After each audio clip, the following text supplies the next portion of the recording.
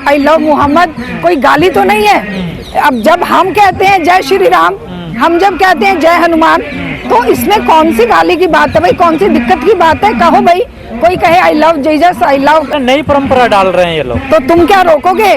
तुमने नई परंपराएं नहीं डाली।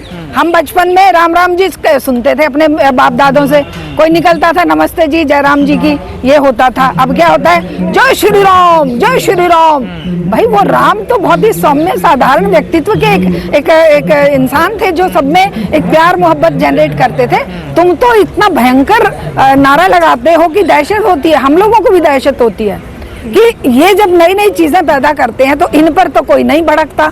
अब कोई अगर अपने, देखिए हर चीज परिवर्तनशील है, कोई अगर परिवर्तन के रूप में अगर ये कहने लगा कि आई लव मोहम्मद या जो भी कहा, तो उसको लेकर इतना भयंकर विवाद खड़ा करने का मकसद ये है कि आने वाले त्योहारों के सीजन में एक ऐसा मुद्दा खड़ा कर दिया जाए जिससे कि लोगों को महंगाई, बेरोजगारी और अपने दुख तकलीफ, अपने जो बच्चे नशेड़ी हो रहे हैं, जिस तरीके से बच्चों के रोजगार नहीं है, जिस तरीके से स्कूल कॉलेजों की फीस आसमान छू रही है, वो सब भूल जाए। कानपुर पुलिस का ये कहना है बिना परमिशन के इन लोगों ने बोर्ड लगाया ना आई लव यू मोहम्मद का। देखिए परमिशन क्या ये लोग लेते हैं, ये जो हुड़दंग मचाते हैं ये उसकी परमिशन लेते हैं, ये किसी की मॉब लिंचिंग करते हैं उसकी परमिशन लेते हैं, किसी रेस्टोरेंट में कोई बच्चे अगर खाना खा रहे हैं तो वहां से निकाल कर उसकी लेते हैं, उसकी परमिशन लेते हैं। ये इतने भयंकर कांड करते हैं। क्या ये किसी एक बुजुर्ग जो चल रहा है ट्रेन में, उसके बैग में अपनी बेटी के लिए कुछ खाना लेके जा रहा है, उसको गाय का मांस बताकर उस बुजुर्ग को इतना प्रताड़ित करते हैं, मारते हैं, उसकी परमिशन लेते हैं? जो रेलवे पुलिस में वो जो एक आदमी चुन चुन कर मुसलमानों पर अटैक करता है, वो क्या परमिशन लेके करते हैं? तो ये जो इनकी कहानी है, ये जो इनका तरीका है, ये इस समाज में जहर फैलाकर आम जनता के दुख दर्द तकलीफ से ध्यान हटाने का जज्बा एक काम है और फेलियर है ये सरकार हर फ्रंट पे।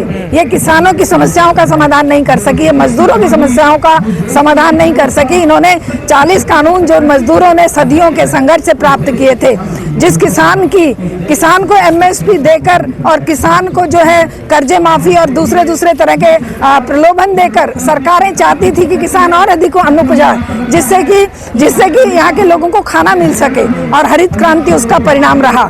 आज ये सरकार ट्रंप के चरणों में नतमस्तक है और वहां से जो वो उनका कचरा लेकर आने के लिए बेताब है, और ट्रंप इसीलिए बार बार तरह तरह के प्रतिबंध लगा रहा है क्योंकि सरकार अपने आप नहीं चाह रही, सरकार दूसरे के कंधे पे बंदूक रख के काम चलाना चाह रही है कि ये किसानी खेती बर्बाद अगर करे तो ट्रंप करे और हम कहें कि हमारे बस की बात नहीं है। जैसे अब तो देश भर में आई लव मोहम्मद को लेकर जुलूस निकाले जा रहे हैं, लोग सड़कों पर आ रहे हैं। देखिए हम तो कहते हैं धार्मिक उन्माद चाहे किसी भी धर्म के लिए हो, वो एक गलत चीज है, चाहे वो इस्लाम के लिए हो, चाहे वो हिंदू धर्म के लिए हो, चाहे वो क्रिश्चियनिटी के लिए हो। उन्माद अपने आप में गलत चीज है, लेकिन सबको अपनी आस्था, अपना धर्म मानने का और अपने धर्म में पूजा अर्चना करने का अधिकार संविधान देता है। संविधान के आर्टिकल 14 से लेकर 35, 36 तक खुली आजादी देते हैं सबको कि भाई जो मानवाधिकार मानव ने 1948 के यूएन चार्टर में इंक्लूड करे, उन्हीं पर बेस्ड हमारे ये अधिकार हैं, मौलिक अधिकार। उन्हीं मौलिक अधिकारों की प्रैक्टिस करने का अधिकार अगर कोई सरकार या कोई उद्दंड ऑर्गेनाइजेशन छीनती है और सरकार उसका सहयोग करती है, तो वो सीधे सीधे अटैक कर रही है हमारे संवैधानिक अधिकार। क्या कभी आपने सुना है कि केरला में इस तरह के हादसे होते हैं, या आपने तमिलनाडु में देखा है या कर्नाटका में देखा है जो इस तरह का जो ये मॉब लिंचिंग की घटनाएं या इस तरह से जो अटैक होते हैं माइनॉरिटी पे, या जिस तरीके से अलग अलग तरीके से लोगों को गुमराह किया जाता है? ये अज्ञानता का सीधा सीधा एक परिदृश्य है, क्योंकि जिसके अंदर वैल्यू नहीं होंगी, जो शिक्षित नहीं होगा, जो सामाजिक संवैधानिक और वैल्यूज को नहीं पहचानता होगा, वो व्यक्ति कुछ भी करने के लिए, जरा से नशा करा दो क्योंकि बेरोजगार हैं, 500 रुपए का नोट पकड़ा दो, वो कुछ भी करने के लिए तैयार होंगे, चाहे कोई भी धर्म का हो। ऐसा नहीं। मुद्दे इतनी तेजी से क्यों फैल जाते हैं? क्योंकि सरकार चाहती है विश्व में कहीं पर भी सरकार की मर्जी के बिना ना कोई उपद्रव होता है। सरकार चाहे तो वो एक दिन में कहीं पर भी उठने वाली बात को खत्म कर सकती है, धार्मिक विवाद को। सरकार के हाथ में वो ताकत है, सरकार को हम चुनते क्यों हैं? तो वही सवाल होता है ना, पुलिस कार्रवाई करती है तो फिर ये कहा जाता है भेदभाव हो रहा है। पुलिस कार्रवाई नहीं करती है, पुलिस माइनॉरिटी के खिलाफ कार्रवाई करती है। और पुलिस का जो दोगलापन है, पुलिस का जो एक जो रुख है ना, वो एक पक्ष को संतुष्ट करने का, आज पुलिस प्रशासन या कोई भी जो संवैधानिक संस्थाएं हैं पर्टिकुलर धर्म के फेवर में झुकी हुई हैं, पर्टिकुलर सत्ता के फेवर में झुकी हुई हैं, क्योंकि वो सत्ता जो उनको दहशत और प्रोटेक्शन में बनाए रखे हुए है।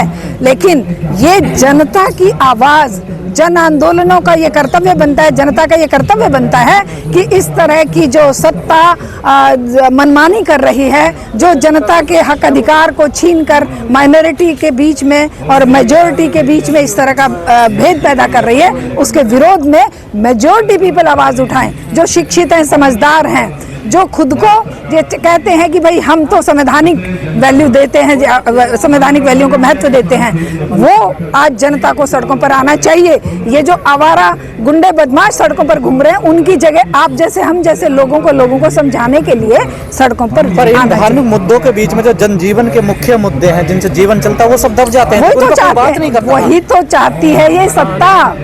और क्या चाहती है सत्ता? को कोई फर्क पड़ता है? सत्ता को कोई हिंदू मरे, मुसलमान मरे, दलित मरे, स्वर्ण मरे, महिला मरे, युवा मरे, कोई फर्क नहीं पड़ता। वो सत्ता को चाहिए कि कोई सवाल करने वाला ना खड़ा हो जाए।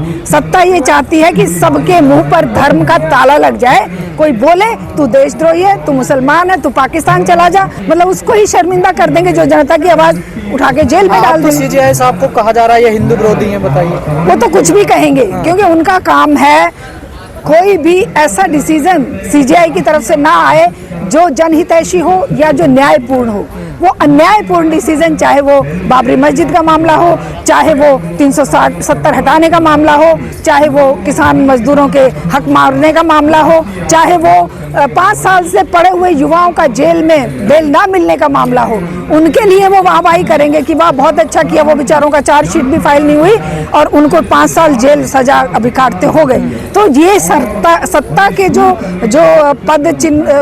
पद पखार कर विनती करने वाले जज होंगे या प्रशासन होगा, उनको वो प्रमोशन देते जाएंगे, और जो सही फैसले देने वाले लोग होंगे उनको वो क्रिटिसाइज करेंगे कि उन्होंने हिंदू धर्म के खिलाफ जाकर टिप्पणी की है, हिंदू देवी देवताओं के खिलाफ। हो सकता है कि वो तुम्हें लग रहा हो, लेकिन वो मानवता के फेवर की बात हो, क्योंकि मानवता के हक को लेकर ही, मानवता को लेकर ही इंसान आज जिंदा हुआ है और इतनी प्रगति करके यहाँ पर आया है। अगर इस तरह के हादसे, इस तरह की मार काट आदिमानव के समय पे रही होती तो कोई इंसान बचता, फिर यहाँ पर शायद डायनासोर का राज होता, डायनासोर होता इस पूरी पृथ्वी पे। ये तो क्या आप देश धार्मिक मुद्दों से ही विश्वगुरु बनेगा, हिंदू राष्ट्र बन तो रहा है। वो बेड़ी सुनिए ना, हथकड़ी बेड़ियों में बांधकर हमारे युवाओं को फेंक दिया जा रहा है। 88 लाख की वो फीस लगाई जा रही है वीजा की, है वहाँ पर सारे लोग जो है दहशत में जी रहे हैं, जो फॉरेन में गए हुए हैं, हमारे भी बच्चे फॉरेन में गए हुए हैं, हर एक को दहशत लगती है, क्योंकि इस विश्वगुरु ने भारत की प्रतिष्ठा को पैरों तले कुचलवा दिया है। आज भारत का कोई भी सोवियत संघ के रूप में भारत का एक अभिन्न मित्र होता था, जो 20 वर्ष की संधि के साथ वो संधि एक्सटेंड होती जा रही थी, लेकिन आज रूस को भी इन्होंने अपने खिलाफ खड़ा कर दिया है। वो भी पाकिस्तान के फेवर में बात कर रहा है। एससीओ की मीटिंग हो, चाहे वो सार्क की मीटिंग हो, चाहे वो ये जो ब्रिक्स की मीटिंग हो, सब में हमारे मुंह पे ताला लग जाता है। ताला कहाँ खुलता है? जहाँ हिंदू मुसलमान की बात होती है। हम कपड़ों से पहचानेंगे, हम उनको वो जो तुम्हारे भैंसे छीन ले जाएंगे, यहाँ बोलेंगे, वहां पर मुंह पे ताला लग जाएगा। वहां पर वो एक शब्द नहीं बोलेंगे। ट्रंप गालियां देगा, ट्रंप कहेगा हमने पाकिस्तान का युद्ध दबाव में बंद करवाया, तो वो चुप रहेंगे। लेकिन वो जब जन्मदिन की बधाई देंगे तो वो भरतनाट्यम करने लगेंगे, वो कथक करने लगेंगे, वाह वाह वाह वाह वाह, बहुत सम्मान दे दिया। लेकिन जब हमारे अगले ही दिन हमारे बच्चों पे 88 लाख की वीजा फीस लगा दी, एक शब्द नहीं बोला, एक शब्द नहीं बोला गया। कम कर दी ना ये, हाँ, वो दे दिया। पहले लूटा है, पहले 100 लाख करोड़ लूट लिया, अब जो है 2 रुपए वापस देके उत्सव मनाओ, जीएसटी उत्सव मनाओ। अरे तुम लूटने लगे, मतलब लूटा।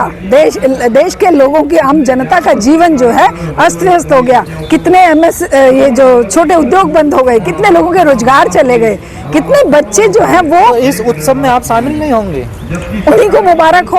हम जो उत्सव हम करना देश भर चाहते में प्रोग्राम किए हैं, जा रहे हम चाहते हैं इस जनता की मुक्ति का जब उत्सव होगा, जब मजदूर, किसान, महिला, नौजवान, युवा, छात्र जब मुक्त होगा इस पूंजीवाद के शिकंजे से, तब हम उत्सव मनाएंगे। और वो उत्सव मनाने का अब समय ये खुद ला कर देंगे, क्योंकि जिस तरह के गले काट पॉलिसीज ये बना रहे हैं, जनता ज्यादा दिन बेचारी कैसे चुप रहेगी।